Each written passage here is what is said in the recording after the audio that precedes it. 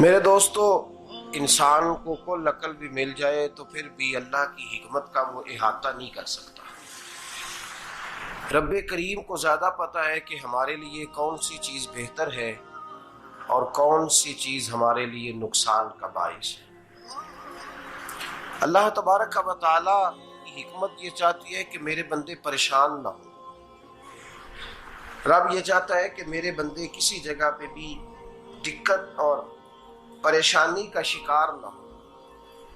तो अल्लाह तबारक व तआला ने राह एतदाल इख्तियार करने का हुक्म इरशाद फरमाया कि तुम एतदाल के रस्तों पे चलो, मोतदल जिंदगी गुजारो, अफरातो तफरीद से बचो।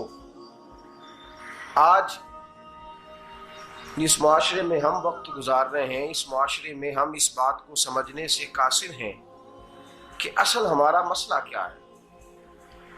हमारा असल जो मसला है उसकी शनाख्त हमें कैसे होगी और हम फिर उस तक रसाई किस अंदाज में हासिल कर पाए।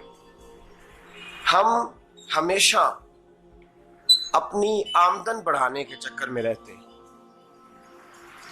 एक काम और शुरू कर लें, पार्ट टाइम जॉब शुरू कर लें, कोई साइड बिजनेस उसका आगाज कर लें। हमारी जो दौड़ लगी हुई है वो लगी है काम बढ़ाने में, आमदन बढ़ाने में। हालांकि इस्लाम हमें ये कहता है कि तू आमदन बढ़ाने के चक्कर में ना पड़। असल बात यह है कि तू अपने खर्चे कंट्रोल कर। तंग इंसान वो नहीं होता जिसकी आमदन थोड़ी होती है। ये तवज्जो कीजिएगा मेरी बात, ये कीमती बात है और गुफ्तगू सारी का लुबे लुबाब है। तंग बंदा वो नहीं होता जिसकी आमदन थोड़ी होती है। असल परेशान वो होता है जिसके खर्चे ज्यादा होते हैं।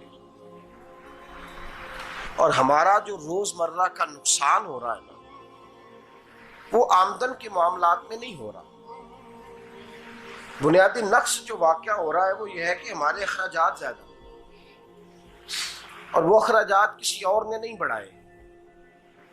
वो खर्चे हमने खुद बढ़ा लिए हैं और अब हमें उसका नुकसान भुगतना पड़ रहा है। और अगर आप सही मानों में टटोलें तो जो बहुत अमीर लोग हैं वो तो उन खर्चों से बच गए। मैंने बहुत सारे ऐसे खत्मात में शिरकत की है। मैं बहुत सारी ऐसी जगहों पे गया हूं कि जहां लोगों ने बड़ा मुख्तसर सा खत्म दिलाया है तो हो गया है खत्म।